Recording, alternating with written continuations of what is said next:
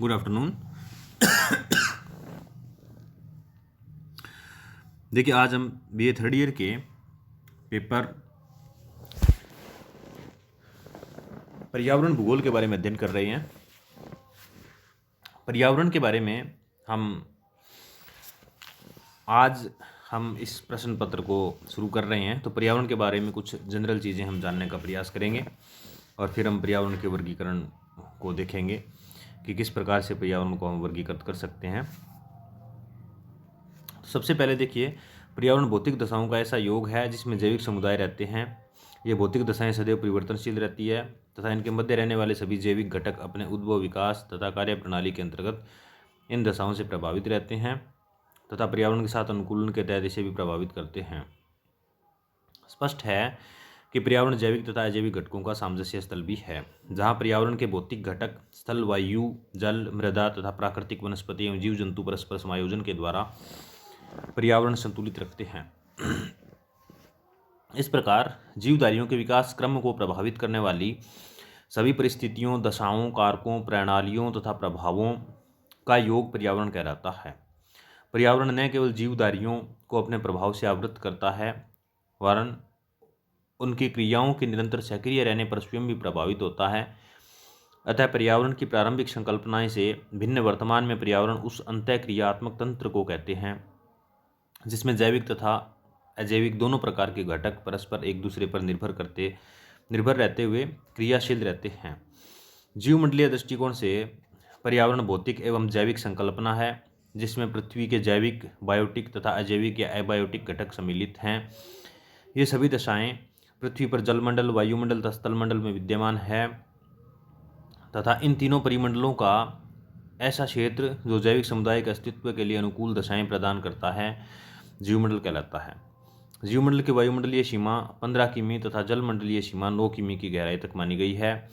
NASA ने वायुमंडल में 15 किमी की ऊंचाई तक जीवों का पता लगाया है। कोल ने जीवमंडल को पारिस्थितिकी मंडल या इकोस्फीयर बताते हुए परिभाषित किया है कि पृथ्वी तल पर पाए जाने वाली विश्वव्यापी पर्यावरण या ग्लोबल इन्वायरमेंट एवं पृथ्वी के संपूर्ण संसाधनों के आपसी सामंजस्य के मध्य पाए जाने वाले जीवन को पारिस्थितिकी मंडल कहते हैं, जो जीवमंडल का दूसरा रूप है। भौगोलिक दृष्टि से पर्यावरण को दो भागों में वर्गीकृत किया गया है, भौतिक या प्राकृतिक पर्यावरण और सांस्कृतिक या मानवीय पर्यावरण। देखिए, सबसे पहले हम भौतिक या प्राकृतिक पर्यावरण है इसके विषय में चर्चा करते हैं।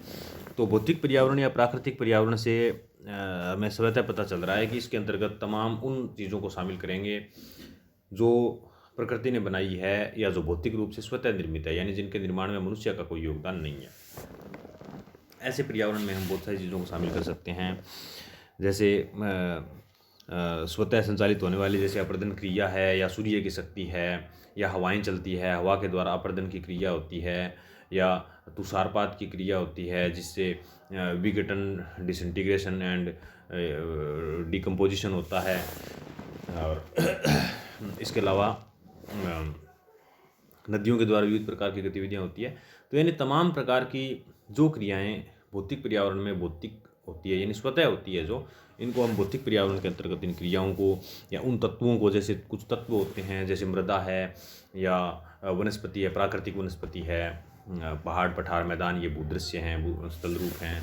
तो इन सब चीज़ों को, तत्वों को, क्रियाओं को, शक्तियों को जो कि भौतिक होती है, जो कि स्वतः संचालित होती है, जिनको संचालित करने में मनुष्य का कोई योगदान नहीं है, उन सभी को हम भौतिक पर्यावरण में शामिल करते हैं।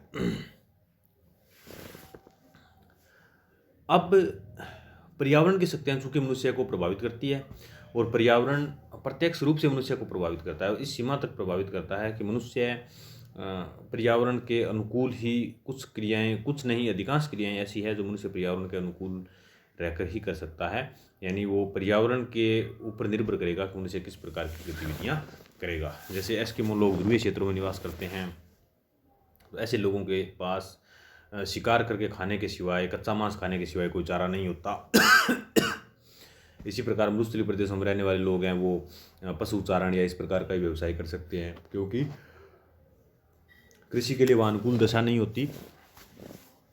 तो इस प्रकार से ये कुछ भौतिक पर्यावरण के बारे में हम देखते हैं। तो भौतिक पर्यावरण में भौतिक पर्यावरण की शक्तियाँ, प्रक्रियाएं एवं तत्वों का विवरण हम देखते हैं। तो सबसे पहले हम देखते हैं प्राकृतिक पर्यावरण की शक्तियाँ या भौतिक पर्यावरण की या प्राकृतिक पर्यावरण की शक्तियाँ। प्राकृतिक पर्यावरण की शक्तियों में पृथ्वी का गुरुत्वाकर्षण बल, पृथ्वी का दैनिक भ्रमण, वार्षिक परिक्रमण, पृथ्वी की आंतरिक शक्तियाँ, पर्वत निर्माणकारी, ज्वालामुखी भूकंप तथा बाह्य शक्तियाँ, सूर्यातप, वायुमंडलीय शक्तियाँ, महासागरीय गतियाँ आदि समाहित है। इन सभी शक्तियों द्वारा पृथ्वी तल पर विभिन्न प्रकार की क्रियाएं संपादित होती है, जिनके उपरांत पर्यावरण के तत्व उत्पन्न होते हैं। ये तत्व संपूर्ण जीव जंतुओं के साथ ही मानव को प्रभावित करते हैं। इन शक्तियों द्वारा संपूर्ण जीव जगत तथा वनस्पति जगत की उत्पत्ति, विकास तथा अस्तित्व प्रभावित होता रहता है। अब प्राकृतिक पर्यावरण की प्रक्रियाएं हैं। तो ये भौतिक पर्यावरण की कुछ शक्तियां थी। इन शक्तियों की वजह से प्राकृतिक पर्यावरण में कुछ प्रक्रियाएं होती है। वो कौन सी प्रक्रिया है देखते हैं। तो ये प्रोसेसेस ऑफ नेचुरल एनवायरनमेंट में है। प्राकृतिक पर्यावरण में अनाच्छादन, डेनुडेशन, अवसादीकरण, ताप, विकिरण, संवहन, संचालन, वायु का गतिशील होना, जलीय प्रवाह, अपक्षय आदि प्रक्रियाएं संपादित होती है। इन प्रक्रियाओं के उपरांत ही पर्यावरण की क्रियाशीलता संभव है, जो विभिन्न तत्वों के मध्य होती है। अब देखिए, अगर हम देखें जो भौतिक पर्यावरण की शक्तियाँ, तत्व और प्रक्रियाएं हैं, तो इनमें कुछ एक अन्योन्याश्रितता का संबंध होता है। यानी ये तीनों जहाँ पर मिलते हैं वहाँ हम परिवर्तनशील पर्यावरण मान सकते हैं उसको, क्योंकि इन तीनों के द्वारा जैसे भौतिक पर्यावरण की शक्तियों के द्वारा भौतिक प्रक्रियाएं संचालित होती है और प्रक्रियाओं के परिणाम स्वरूप कुछ नवीन तत्व उत्पन्न होते हैं। तो यानी ये परस्पर एक प्रकार से संबंधित रूप से क्रियाएं संपादित होती है, जिसके परिणाम स्वरूप एक नवीन वातावरण बनता है और जिसको हम जीवमंडल कहते हैं। तो देखिए, इसमें देखते हैं प्राकृतिक पर्यावरण के तत्व।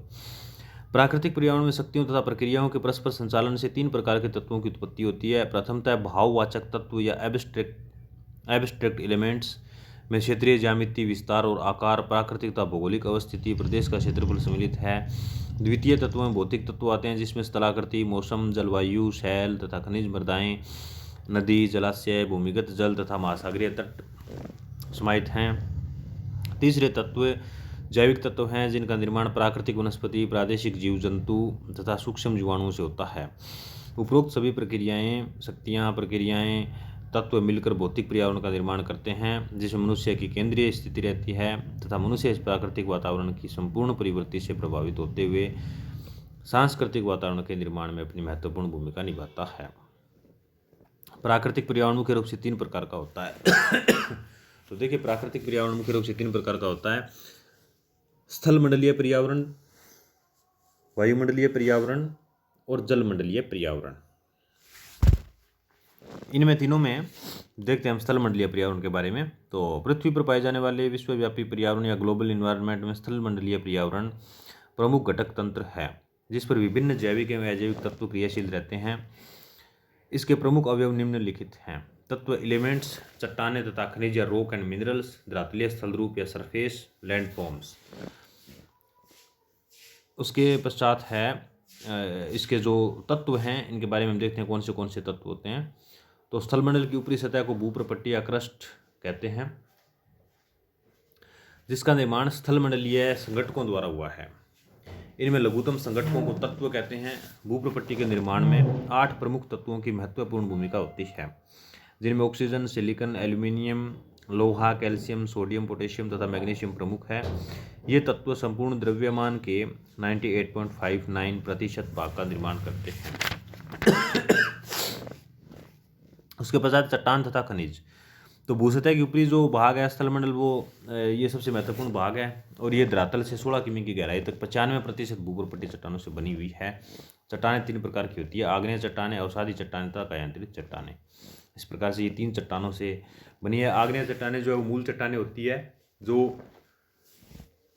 प्राइमरी चट्टान भी कहलाती है, क्योंकि पृथ्वी की उत्पत्ति के साथ ही इसकी उत्पत्ति हो गई थी और ये गर्म पृथ्वी के ठंडा होने के परिणाम स्वरूप, ठोस रूप में आने के परिणाम स्वरूप इसका निर्माण हुआ।